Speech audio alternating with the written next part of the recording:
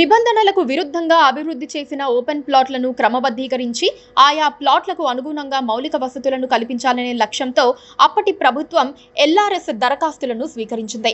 కానీ ప్రతిపక్ష హోదాలో అప్పటి సర్కారు నిర్ణయాన్ని కాంగ్రెస్ పార్టీ తీవ్రంగా వ్యతిరేకించింది.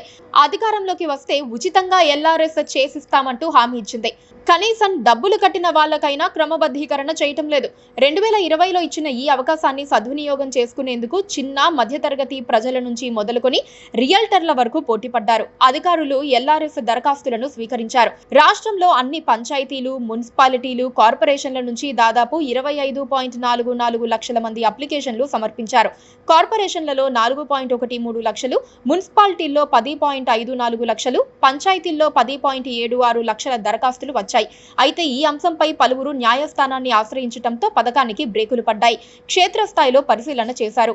మొదటి దశలో దరఖాస్తుల పరిశీలన, రెండవ దశలో స్థలాల క్రమబద్ధీకరణ అర్హత గురించి సిఫారసు చేయటం, మూడో దశలో సంబంధిత అధికారి నిబంధనల మేరకు ఫీజు చెల్లించాలని నోటీసులు జారీ చేశారు.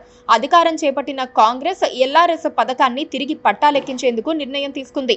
దేవాదాయ, వక్ఫ్, ప్రభుత్వ భూములు, కోర్టు ఆదేశాలు ఉన్న భూములను తప్ప ఇతర లేఅవుట్లను క్రమబద్ధీకరించాలని అనుకున్నారు.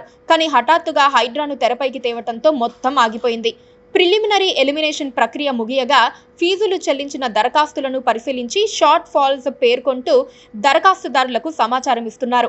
ఈ క్రమంలో ప్రభుత్వం అమలు చేస్తున్న చర్యలు అధికారులను గందరగోళంలో పడేస్తున్నాయి.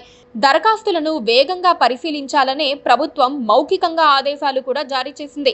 కానీ పేదలపై ఆర్థిక భారం పడుతుందని రియల్ ఎస్టేట్ వర్గాలు మాత్రం రేవంత్ రెడ్డి ఇచ్చిన హామీ ప్రకారం ఎల్ఆర్ఎస్ ఉచితంగా చేయాలని డిమాండ్ చేస్తోంది.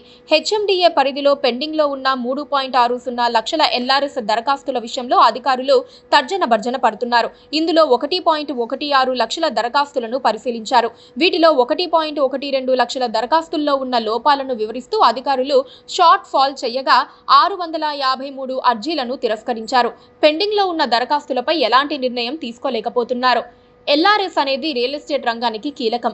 లక్షల కొద్దీ దరఖాస్తులు పెండింగ్లో ఉంటే క్రయ విక్రయాలపై ప్రభావం పడుతుంది. కనీసం డబ్బులు చెల్లించిన వారికైనా క్రమబద్ధీకరణ చేయాలన్న డిమాండ్లు వినిపిస్తున్నా ప్రభుత్వం మాత్రం పెద్దగా పట్టించుకోవటం లేదు. ఈ స్కీమ్ ద్వారా ప్రజల నుంచి ఇంకా డబ్బులు పిండుకోవాలన్న ఆలోచన చేస్తున్నారన్న అనుమానాలు వస్తున్నాయి. అదే నిజమైతే ప్రభుత్వంపై మరింత వ్యతిరేకత పెరుగుతుంది. వీలైనంత వరకు ప్రజల ఆస్తుల విషయంలో ఖర్చు లేకుండా వాటికి ఏమైనా సమస్యలు ఉంటే పరిష్కరిస్తేనే ప్రజలు సంతృప్తి చెందుతారు. లేనిపోని లిటిగేషన్లు పెడితే అసంతృప్తి చెందుతారు. Please do subscribe to Please do subscribe to Please do subscribe to Please do subscribe to Please do subscribe to Please do subscribe to KTV Telugu. KTV Telugu. KTV Telugu. KTV Telugu. KTV Telugu. KTV Telugu. Please do subscribe to KTV Telugu.